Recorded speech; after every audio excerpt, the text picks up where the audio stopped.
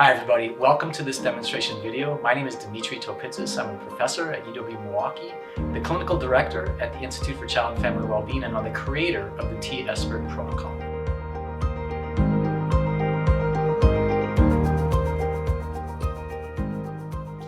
The reason that we're introducing the TSBIRT protocol along with the Childhood Experiences Survey is because the protocol itself provides guidance for home visitors to 1, introduce the CES, 2, ask questions from the CES, and probably most importantly, allows practitioners to actually respond to client answers in ways that are very compassionate and competent. The TSBIRT protocol takes anywhere from about 30 to 60 minutes to complete, and home visitors can even complete it over the course of 1 or 2 different sessions. The purpose of the TSBIRT protocol is to reduce the distress associated with the Childhood Experiences Survey, and this is distress that either the client or the practitioner feels when they're having the Childhood Experiences Survey conversation. Secondly, it's meant to increase awareness on the part of the client, awareness of trauma exposure and trauma symptoms. And finally, it's meant to result in a referral to treatment when that is needed or indicated. The TSBIRT protocol is client-centered and motivationally based. That means it's comprised of a number of different elements that reflect client-centered protocols and motivationally based interviews. These elements include the following. 1, providing information about stress and trauma. Secondly, asking open-ended questions about stress, trauma, and coping. Thirdly, providing affirmations and reflections so that we can support clients' answers. And finally, summarizing clients' responses so that we give the impression that we're right there with the client, and secondly, so that we can move the conversation along. The TSBIRT protocol is also trauma responsive, meaning that it includes screening and assessment for trauma exposure and trauma symptoms. It also includes referral to treatment when that is indicated. And finally, it includes a lot of support around positive coping. So far, we've implemented the TSBIRT protocol with 4 home visiting sites across the state of Wisconsin. And what we found is that home visitors, first and foremost, appreciate the TSBIRT protocol because it provides a lot of guidance and structure when they're administering the CES. And secondly, what we found is that clients actually find the TSBIRT protocol very tolerable and acceptable. If you're watching this video, you're already somewhat familiar with the protocol.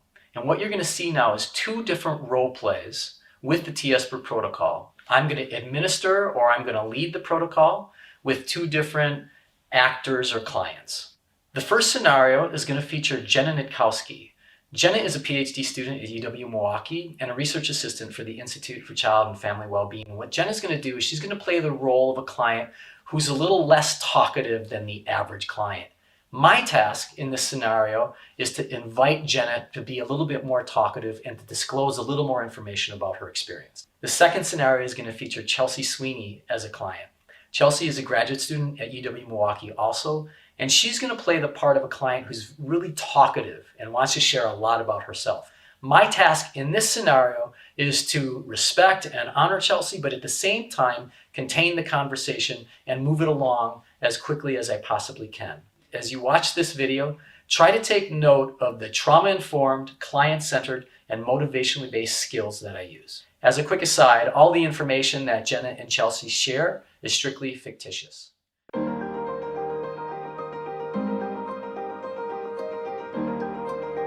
Jenna, good morning. How are you today? I'm good. Great. Today, Jenna, I would like to talk to you about current and past stressors.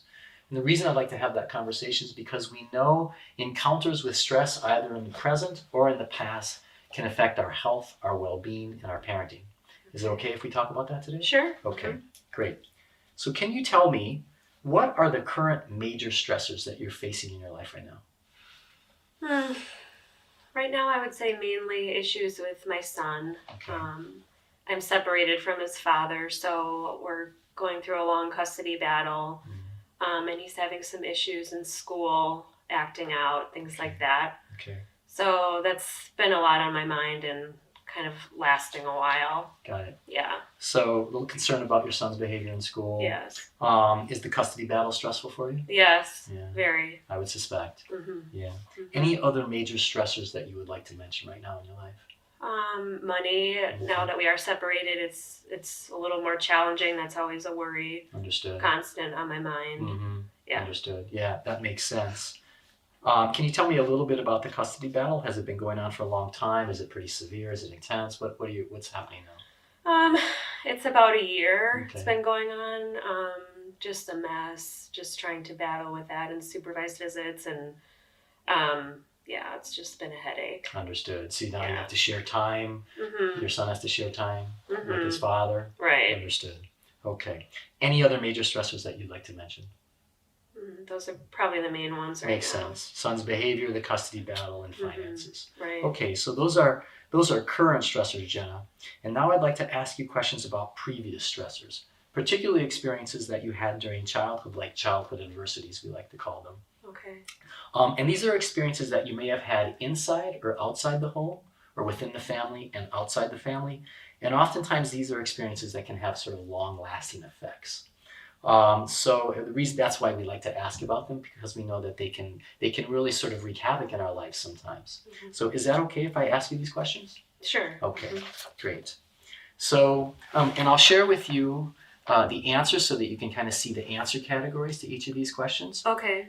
And I want you to think, when I ask you these questions, I want you to think about the period before you were 18 years of age. Mm-hmm. Okay? So during that time, how often did your family experience serious financial problems? And you can say never, rarely, sometimes, often, or very often. I would say often. Often? Okay. Thank you for sharing. How often were you hungry because your family could not afford food, Jenna? Sometimes. Sometimes. Okay. So there were financial stressors when you were a child also. Mm-hmm. Okay. I appreciate you sharing that with me. How often were you homeless when you were growing up? Never. You were never homeless. Okay. Question 4, Jenna. How often did a parent or adult in your home ever swear at you, insult you, or put you down? And again, the answer categories are the same, anywhere from never to very often.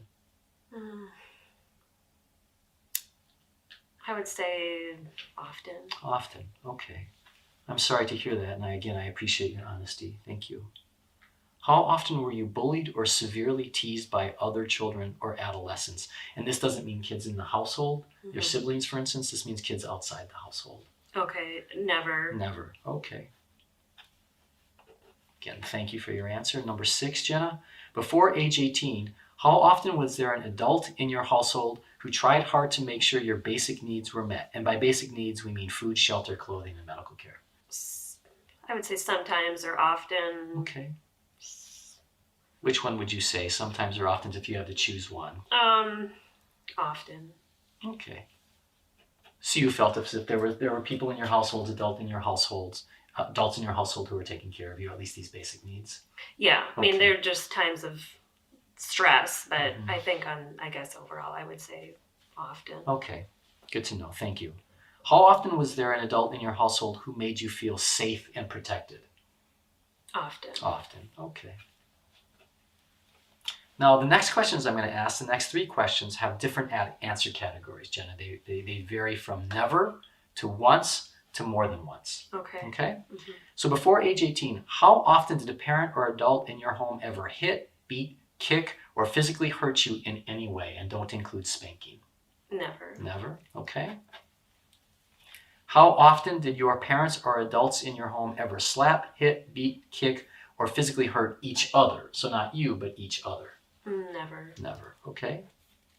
How often did an adult or anyone at least 5 years older than you touch you sexually, try to make you touch them sexually, or force you to have sex? And I know that this is a sensitive question, but unfortunately, we ask it because it tends to be a somewhat common experience for a lot of people. Mm-hmm. Never. Never? Okay. Again, thank you for your answer. And then the following questions, the next 8 questions are just going to be yes/no answers. Okay. Okay? Mm-hmm. Did you live with anyone who was depressed, mentally ill, or suicidal when you were a child? Yes. You did. Okay. Who was that, Jenna? My mom. And how did you know that she was depressed or mentally ill? She would have a lot of times where she would just be alone in her room. She would just kind of lock herself away. She had problems with drinking. So Okay. I think there were some issues there Okay. that I didn't really realize, but Not till a bit later did you realize that there were issues? Okay. yeah. But you did see when you were a child, she spent a lot of time alone. Yes. Okay. And as a child, did you see her drinking, or did you know that she was drinking to some extent? Yes. You did. Mm-hmm. Okay. Okay, well, I appreciate you answering that. Thank you. So I don't have to ask this question. You answered it already. Someone in your house seemed to have a drinking problem. Mm-hmm. And that would be your mom also? Yes. Okay. Again, thank you for answering. Did you live with anyone who used illegal street drugs or who abused prescription drugs? No. No. Okay. And did you live with anyone who served time or who was sentenced to serve time in prison, jail, or another correctional facility? No. Okay. Were your parents separated or divorced, Jenna? Yes. They were. Mm-hmm. Okay. So did you live with your father? No, I didn't know him. You didn't No. know your father? No. Okay. He left at an early age, so I never knew him. Understood. Okay. Thank you for sharing that. So you lived primarily with your mother. And did your Mm-hmm. did your mother have anyone else, any other adults in the household when you were a child? She had boyfriends come and go. Okay. But nobody stable. Okay. Yeah. Okay. Helpful to hear. Thank you. So when we asked the question, was either of your parents absent for your life for a long period of time, you would say your father. Would that be right? Okay. Yes. Thank you. And before age 18, did you experience the death of a parent, caregiver, or sibling? No. No. Okay. And before age 18, were you the victim of a violent crime? And this refers to a violent act that was perpetrated by someone other than a parent or family member. No. No. Mm-mm. Okay. And then the last question we like to ask is the following, Jenna. Overall, how uncomfortable did you feel answering questions on this survey? And you can say not at all, slightly, moderately, very, or extremely uncomfortable. I would say slightly. Slightly? Okay. That's a very common response. And you said yes to some of these questions, or you answered these questions in the affirmative, so that's a very common response when people answer in the affirmative. Very good. Now I have a few other questions, and these questions, Jenna, these relate to sort of normal reactions that I have to difficult life experiences. Sometimes we call these stress reactions. If you say yes to any of these questions, it doesn't mean that you have a mental health problem. It just means that you are responding or reacting somewhat commonly or normally or predictably to difficult life experiences. Okay. So when I ask these questions, think about the last 30 days. That's the time frame that I want you to reference. Okay. So in the past month, have you had nightmares about any sort of events that were difficult, or thought about these events when you did not want to? Yes. Okay. Do you wish to share with me what event or events might that be? I think it's honestly just the shock of going through all my battles and my separation. Okay. It's just been hard to take and adjust to. Understood. Yeah. The custody battle and the challenges with your son, etc. Yeah. Okay, that's helpful to know. This is a difficult life transition that you're in right now, so that makes a lot of sense.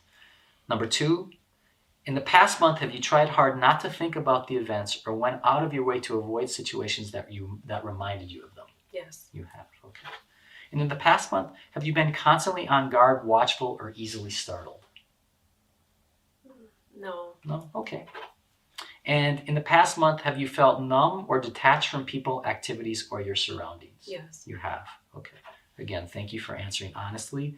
And then lastly, in the past month, have you felt guilty or unable to stop blaming yourself or others for these events or any problems that the events may have caused? Yes. Yes. Again, very common. So you answered yes to 4 out of these 5 questions, which suggests to me that you're having these sort of common reactions to a lot of stress, either current stress or previous stress or sort of both. Okay. Does that make sense to you, Jen? Yeah. Okay, very good. So I want to transition, Jenna, now, and I want to ask you a question about how you handle all this stress in your life. So you've obviously had a good amount of previous stress. You have your fair share of current stress. So what are things that you do to help you handle this stress in ways that are positive or helpful?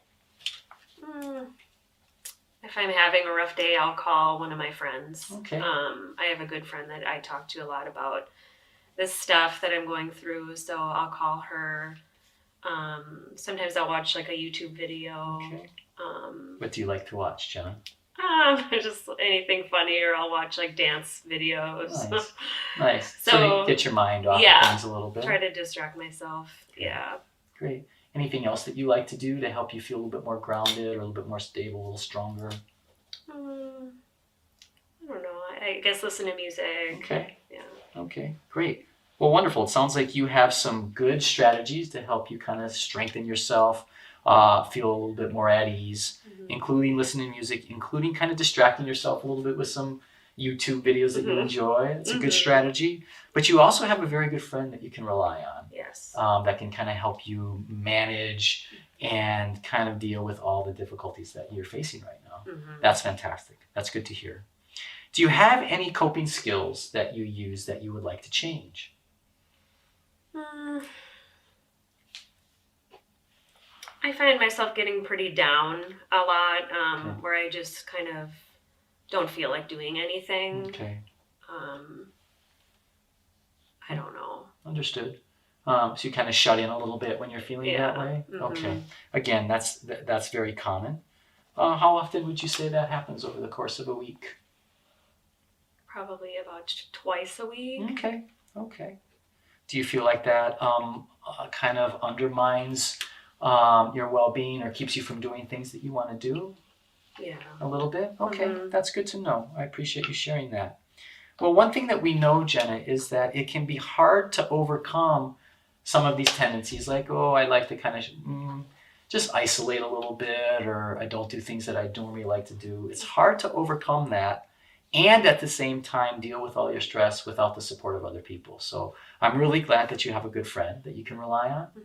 Mhm. But we also know that sometimes professional support, counselor types, can really help us overcome difficult periods, strengthen our coping skills, even resolve some of the stress that we carry from our previous life experiences, like the stressors that you shared about growing up with a mother who used alcohol, who might have been depressed and isolated herself a lot. So it can be helpful to see a counselor type. What do you think about that? I would be open to doing that. Okay, Mhm. okay, you'd be open to that. That's good to hear because I think it can be relatively helpful. Okay. We have a number of different referral partners that we ultimately connect our clients to. Mhm. I'm going to connect you to someone who's closest to your home. Okay. And I have a few questions that could potentially help us ensure that it's a good referral, it's a good connection. Mhm. So let me know if you could, how much trouble do you think you'll have getting to your first counseling appointment once we set something up? And you can say, I won't have any trouble, or I'll have a lot of trouble. I mean, I think as long as it fits in my schedule, it should be okay. Okay. So the big issue here is scheduling. That's good to know. What are your scheduling constraints, or what are the best times to schedule the appointment? Just when I mean, I wouldn't have to conflict with my work. I'd Okay. have to not have my kids. Okay, good. And what times do you think would be best then? Wednesdays I'd have Okay. off. Okay. So You have off on if they Wednesdays. could do it on a Wednesday, that would be great. And when school is going on. Yes. So that okay. Yeah. All right, that Mhm. makes a lot of sense. Wednesday during school. Just knowing that can be really helpful. I appreciate that. Okay. Now, once you start, say you start services with the counselor type, how likely do you think it is that you'll be able to continue services? And again, you can say it won't be likely at all, or it'll be very much likely, or somewhere in between. I mean, I'm open to trying it. I've never talked to a counselor, Okay. so Okay. So you're open to it. mhm. So we'll say mostly likely, pretty likely. If there's anything that would prevent you from continuing, what do you think that would be? Probably just time. Okay. Just making the time for it. Okay. That sounds good. And that's why it really makes sense to schedule it at a time when you have a pretty spacious day. Okay. All right. Good, Jenna. So I want to offer you a pamphlet. We've developed an Understanding Trauma worksheet. I want to offer this to you. It highlights what are sort of the experiences that constitute trauma. And you shared with me some of these experiences. So growing up in a household where there was an adult who had mental health or behavioral health related challenges, that can be traumatic in nature for a child. Or growing up without a parent, that can be traumatic in nature for a child. So you've been exposed to some experiences that can be considered a trauma. Losing a relationship, that can be considered traumatic. Having to manage time for your son between you and his father, that can be traumatic in nature. So this sheet identifies what traumas are, how they affect us, and ultimately how we can overcome them. Okay. Is it okay for me to share that with you? Sure. Okay, Thank great. you. And then the last question that I want to ask you, Jenna, is after this conversation, do you feel worse, the same, or better than when we started? would say a little better. A little better? Mhm. Okay. Can you tell me why? I think just knowing that I have maybe a plan to move forward and to feel a little bit better, and maybe this will help talking to someone. Good. Having someone that can help you kind of just kind of unburden yourself a little bit and maybe think of some strategies to use to get through this hard time. Yes. Mm-hmm. All right. Awesome. Yeah. Okay, great. Great to see you today. Thank you. Thank you.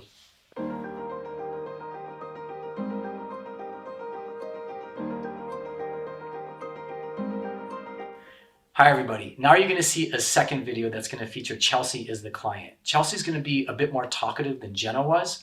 So you'll see me use summarization a little bit more liberally than I did with Jenna, and I'll probably ask fewer open-ended questions than I did with Jenna. Chelsea, how are you today? I'm doing well. How are you? Great, I'm doing well. Nice to see you. Nice to see you too. So today I would like to talk about stress. We'd like to talk a little bit about current stressors and even past stressors. And the reason that I and we as a team like to do this is because we know that stress can affect health, well-being, and even parenting. So is it okay with you if I ask questions about stress? Yeah, absolutely. Okay, great. Can you tell me what are the top or major stressors in your life right now? Probably money. Okay. You know, money's always been an issue. Sure. Grew up, both my parents were always, pretty poor. Sure. And I felt like it was kind of a, financial hole I've always been needing to dig myself out of. Understood. And never really got there. Okay. So right now it's like I do nothing but work, and I'm still kind of struggling to pay my bills, and I'm picking up extra hours and stuff. Okay. And it's just Understood. a lot. Yeah. And then I have like people at work who are like, always pushing their stuff up on me. Sure. And, wanting to talk to me about their personal issues. And like, I just don't really care about all of that. Understood. Like, I just want to get my work done, get my paycheck, and get out of Got it. it. You're there to get the business done. Exactly. So if I can review, you've got some money challenges. Even though you're working a ton, you don't feel like you're able to keep up all the time with your bills, or at least you're just kind of making ends meet. Yeah. What I heard you say. Secondly, you have to work a ton, so that can be a stressor. And thirdly, even when you are at work, you have some colleagues that are trying to kind of push their work off on you. Yeah. Okay, so those are three major and understandable stressors. Are there any other stressors that you're facing in your life right now? I've got some like interpersonal stuff with Okay. my boyfriend. Okay. He's always, getting on my case about never being home and stuff. And Because you're working so often. Exactly. Okay. You should tell him that. Okay, understood. Makes a lot of sense. So the excess work tends to then bleed into or cause some stress with your relationship. Yeah. Okay, that makes a lot of sense. Are there any other stressors that you're facing now? I don't think so. Okay, I think it's about it. That makes a lot of sense. Helpful to hear. Now I want to transition and ask a little bit about previous stressors. So we know that previous stressors I'd like to ask about, particularly childhood-related stressors, Chelsea. And these are experiences that you might have had outside the household or even within the household. And the reason we like to ask these questions again is because we know that they can have kind of a long-term effect. So you mentioned that, when you grew up, it seemed like there were a lot of financial stressors in your household.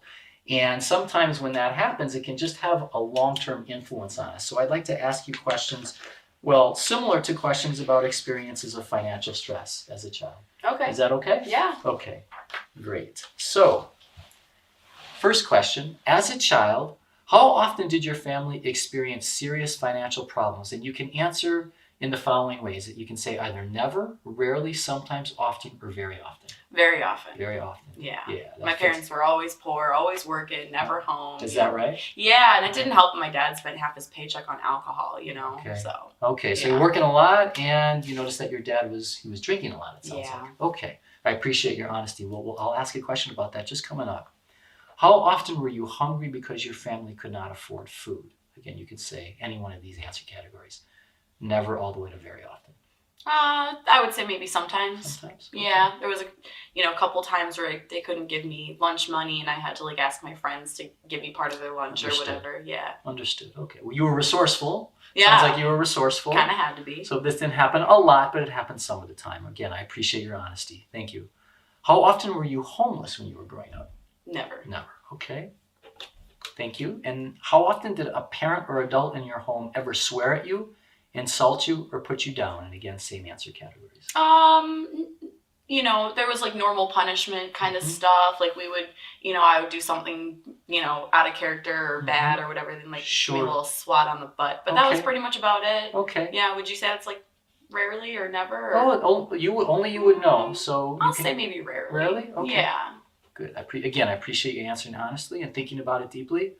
How often were you bullied or severely teased by other children or adolescents, Chelsea? Never. Never. No. Okay. Okay. I was always pretty popular. Okay, good to hear. Before age 18, how often was there an adult in your household who tried hard to make sure your basic needs were met? And by basic we mean food, shelter, clothing, and medical care. My parents were always there. They weren't always like there, but like, there. Okay. Does that make sense? Sure, and they were working hard to ensure that they could care for your basic needs, even though sometimes there was real tightness with money. Yeah. Okay. Yeah. So I would say probably maybe never because they were at least there. They were there doing at least trying hard. Yeah. Okay. Yeah. How often was there an adult in your household who made you feel safe and protected? And again. Yeah, very often. Very often? Yeah. Okay, great. Uh-huh. Okay. So that's kind of a question that we refer to as emotional neglect, but that wasn't the case in your childhood. No, your parents really. were present. Okay. Yeah. There were financial problems, but... Yeah, we always kind of tried to stick together despite the adversity. Got it. Yeah. That's helpful to hear. Yeah. Okay. Now, the next questions I'm going to ask you, there are 3 of them, have answer categories that range from never to once to more than once. Okay. Okay? Yeah. Before age 18, how often did a parent or adult in your home ever hit, beat, kick, or physically hurt you in any way? And don't include spanking, mean something a little more severe. Once my mom kind of gave me a little slap across the face, Okay. but I kind of deserved it anyway. Okay. I was being bad. Okay. But yeah, once. So one time you Just have the that once, recollection. yeah. Okay. Okay, got it. Thank you. How often did your parents or adults in your home ever slap, hit, beat, kick, or physically hurt each other? I don't think I ever saw that. Okay. No. Okay. Good to hear.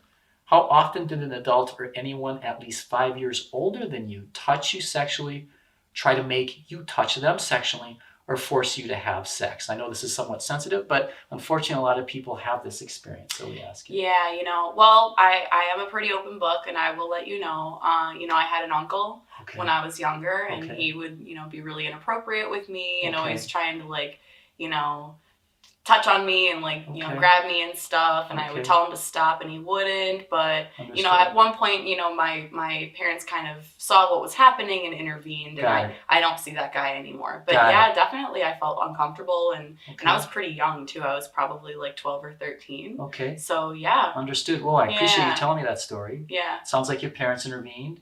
That's good to hear. Would you say that those incidents happened more than once? That happened like all the time until they finally caught on. Okay. Yeah. I understood. Yeah. Okay, I understand. Okay. Again, I appreciate your honesty. Thanks for sharing that with me.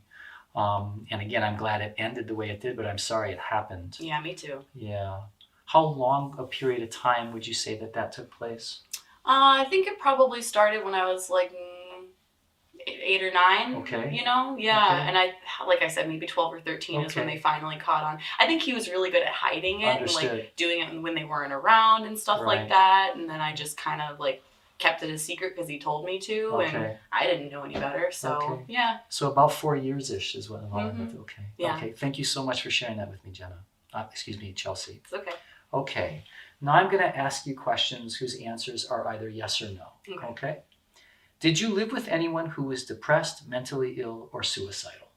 I don't think so. No. Okay. And again, we're just talking about childhood here. Yeah.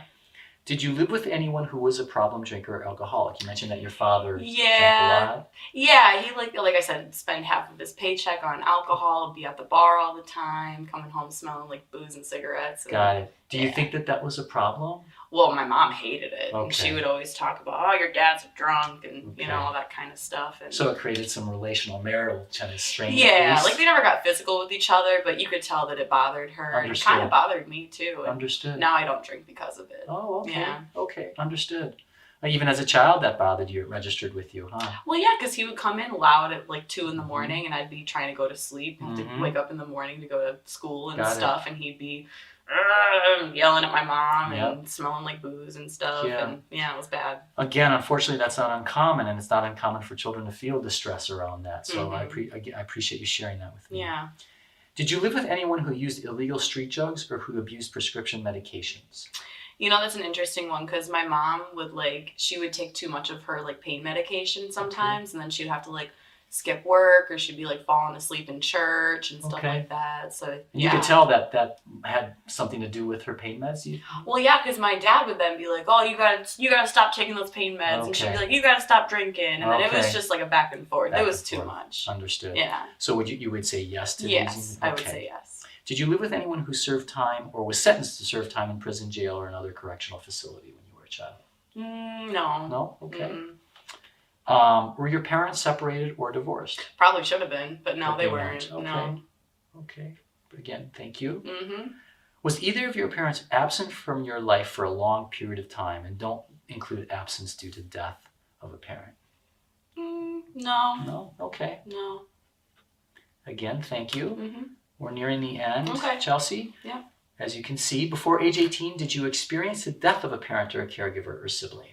No. No, it doesn't sound like it. Mm-mm. And then lastly, before 18, were you a victim of a violent crime? And this refers to any kind of violence that would have been perpetrated by someone other than a parent or a family member. Yeah, well, I don't know, maybe you can tell me. So there was one time I was in high school, was walking to school, and they, there were some people who were in the neighborhood. It was not the best neighborhood. Okay. And, they were kind of yelling at me and telling me to come over there, and I was like, I don't want to do that. So then they, kind of started running at me. I had to run away, and then they started throwing things at me. And I, felt really attacked, and one of them hit me in the head with a beer bottle. Oh, my. And, yeah, I got away, and it was fine, but, I don't know what that... Would you consider that as a violent? I don't know. I would. Yeah. Would you? I did. Yeah, for my sure. Head was bleeding. Yes, for sure. That sounds like a scary incident. It was. Yeah. Yeah. I thought I was going to get attacked. Yeah. Well, you were attacked. Yeah. How old were you? 16. 16. Yeah. Okay. Yeah. Well, I'm glad you came out of it. Thank you. You're sharing experiences of adversity. For instance, the experience of sexual abuse at the hands of your uncle, which I was sorry to hear about, and the experience of a violent crime in the community. Again, I'm sorry to hear about these. But in both incidents, you shared how you were able to kind of muster strength and resilience, get out of one situation, get out of both situations, actually. So I'm quite impressed. And I'll ask you questions about how you manage stress, sort of resilience and strength that you have. But already I can see it in your answers to these questions. So thank you. Yeah, thank you. Overall, I want to ask one last question. How uncomfortable did you feel answering the questions on this survey, Chelsea? You can say anywhere from not at all to extremely. I would say, despite the fact that they're really sensitive questions, you really made me feel pretty comfortable. So I'm going to go ahead and say not at all. Okay, good. Yeah. I think, and that says a lot about you, the strength that you have and the resilience that you have. So Chelsea, we're going to transition now, and I'm going to ask you questions related to stress reactions that people have. These are normal reactions that people have to abnormal or difficult life experiences. And the answer to these questions are either yes and no. There are a series of 5 questions. If you answer yes, don't in any way think that, oh, there's something wrong with me, I have a mental health problem. Instead, again, what's happening is you're having, if you answer yes, a normal reaction to difficult life experiences. Okay? And so I want you to think about the current moment and think about the last month, essentially, the last 30 days as kind of the time horizon for these questions, okay? So in the last month or the last 30 days, have you had nightmares about an upsetting event or series of events, or thought about that event or series of events when you did not want to? I kind of have some weird dreams anyway. Okay. It's kind of weird because this other day that I had this dream where my uncle was there sitting at the side of my bed. Yes. But he looked like a really old man, and he had these really weird hands, and he kept trying to touch my face with them. Yes. And it was pretty creepy. Okay, so that's exactly what we're talking about here. Oh, so yeah, then I'd say yes. You would say yes, yeah. Right? Okay, yeah. Great. Thank you for answering. Mm-hmm. Secondly, in the past month, have you tried hard not to think about the events or an event and went out of your way to avoid situations that remind you of the event or the events? I'm going to go with no. Okay. Yeah, I'm pretty good at that. I'm good. Yeah. Okay, good. In the past month, have you been constantly on guard, watchful, or easily startled? Excuse me. Yeah, whenever I'm in that neighborhood where those guys tried to attack me, I'm always clutching my purse Right. and just trying to walk real fast. Right. And I've got that walk run thing going down pretty quick. So makes a ton of sense, doesn't it? Yeah. I don't want that to happen again. Yeah. How often do you find yourself in that neighborhood? Do you have to go through that neighborhood? Yeah, I walk through that neighborhood to get to work every day. Oh, understood. Yeah. Okay. Well, no wonder. Okay. So yes, on guard or easily startled. That's exactly what we're talking about. You understand these questions quite well. Mm-hmm. Number 4, Chelsea, in the past month, have you felt numb or detached from people, activities, or your surroundings? No, you don't. I'm pretty talkative. And, Yeah. as you can probably see. You strike me as someone who's engaged, so you don't have that feeling of kind of being detached or cut off. No, when I do feel some feelings coming up, I always talk to people. I'm a talker. I talk it out. Great. Okay, good to hear. In the past month, have you felt guilty or unable to stop blaming yourself or others for the events or any problems that the events may have caused in your life? Yeah, the whole thing with actually both the uncle thing and the guys walking through the neighborhood, because I probably shouldn't have been in that neighborhood, or maybe I was doing something to make my uncle want to you know what I mean? Do those weird things. So, I kind of do blame myself for it a little bit. Got it. Yeah. So thoughts of self-blame can come back. Even though rationally you know neither of these things were your fault, still thoughts can come back. Yeah, I kind of wonder how much of it I could have prevented by, not going through there or whatever. Great. Well, that's exactly what that question is asking. So thank you so much. When answering these questions, again, you're very insightful, very honest. You answered yes to 3 of them. And what that suggests is that, you could be wrestling with a little bit of the stress reactions from negative life events that have already taken place. Mm-hmm. That's all that says. And that makes sense to you? Yeah. Very good. So the next question I'd like to ask, Chelsea, is how do you cope with stress that you've experienced in your life or stress that you're currently experiencing in your life? How do you cope with it in a way that helps you feel grounded or healthy or strong? I have these adult coloring books, and I'll spend a lot of time, pulling out my colored pencils, and I'll do little mindfulness coloring activities. Okay. I talk, you probably already know, to friends and family and my boyfriend and all of that. Okay. And I journal when I don't have anyone to talk to. I'll just talk to myself in a little journal. Okay. So yeah. Wonderful. Those are 3 really strong strategies that you already just mentioned. So 1, your adult coloring book, which includes, it sounds like, a mindfulness activity in it. Yeah, they're like patterns and sequences and stuff to kind of keep you, I don't know. It sounds great. And it's helpful to you, is it? Yeah, very rhythmic. Great. That's good to hear. It also sounds like you have good friends with whom you can speak. Mm-hmm. Wonderful. And then you also do journaling. Mm-hmm. Excellent strategies. Yeah. My journal's full. I have 10 of them at home, and I just keep going through them. I talk a lot. It's a great strategy. A lot to talk about. Good for you. It's a good strategy. It's good to hear. Are there any coping skills that you use in the face of stress that you would like to change, Chelsea? I don't drink or anything like that, but I do smoke marijuana all the time. Okay. I'm high right now. Okay. I just, I do nothing but smoke weed all day, every day. Okay. And that's probably not the greatest. Okay. Yeah. I think people at work are starting to tell me I smell like weed, and that's not great. So you do notice some negative consequences, like people know what's happening. Yeah. Okay. Yeah. It sounds like it's something that you would like to change. Yeah, kind of. Okay. Yeah, probably should. Okay. Good to hear. All right. Well, what we know, Chelsea, is that sometimes it can be hard to change these coping skills that we want to change, to really strengthen the coping skills that we like, and to resolve stress and trauma that we've had or are facing in our lives without the support of other people, and sometimes without the support of a professional counselor type. What do you think about that? I mean, hey, sounds like one more person to talk to. Yes. Could always use that. Yeah. Well, you have a lot of self-insight, a lot of self-awareness, and that's a really helpful prerequisite for doing well in counseling. If I'm somewhat aware of myself, then I tend to do a little bit better in a counseling session than if I'm not. Yeah. So you have some really nice sort of traits and qualities that I would say could help you do really well in counseling. And it seems like you gravitate toward interacting with other people. Oh, definitely. Okay. Yeah. All right. All day, every day. Good for you. So this is something that you would like to pursue with my support? Yeah. Okay. Yeah. Very good. So we'll talk about what would be the sort of the best place for a referral, for a mental health or a counseling referral. Sure. We want it to be somewhere that's convenient for you, and we'll take care of that referral either at the end of this session or our next session. Sure. But what I'd like to ask are a series of questions that can maybe give us an idea of if there are any obstacles to you completing the referral to dealing with a counselor type. Okay? Okay. Is that all right? Yeah. All right. How much trouble do you think you'll have getting to your first counseling appointment once you schedule one? And you can say, no trouble whatsoever, or a lot of trouble. I don't know about a lot of trouble, but like I don't have a vehicle right now. Okay. So maybe some trouble. Okay. Yeah. How would you get there without a vehicle?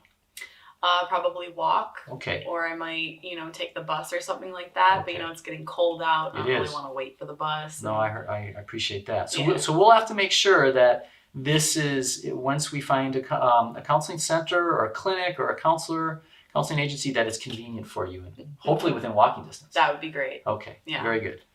Now, once you start seeing a counselor type, how likely do you think it is that you'll continue to participate in counseling?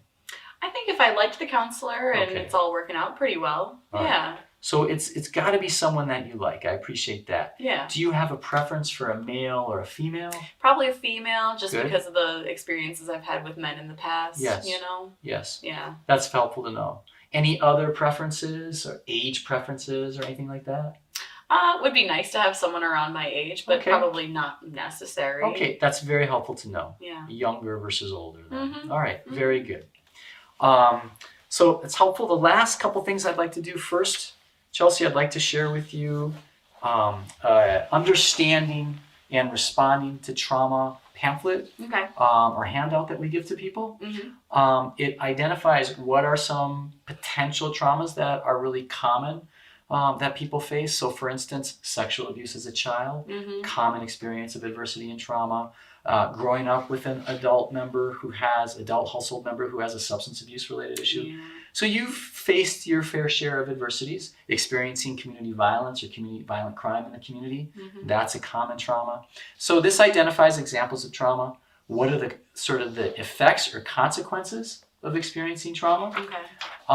Like perhaps even engaging in our own drug use to kind of manage our mood and our emotions and our Yeah. stress. Yeah. You had mentioned something like that. Mm-hmm. And then what we can do to overcome our experiences, like for sure having really nice social support, which you already have. Mm-hmm. Would you be willing to accept that? Yes. Thank you so much. Very good. And then lastly, Chelsea, I'd like to ask to make sure that people, to kind of get a gauge of how people are feeling after this conversation, do you feel worse, the same, or better in the aftermath of our conversation? I say definitely better. Okay. Yeah, because I feel like Good. I'm kind of on the road to getting some of these issues resolved. Good. Yeah, and talking about things always helps.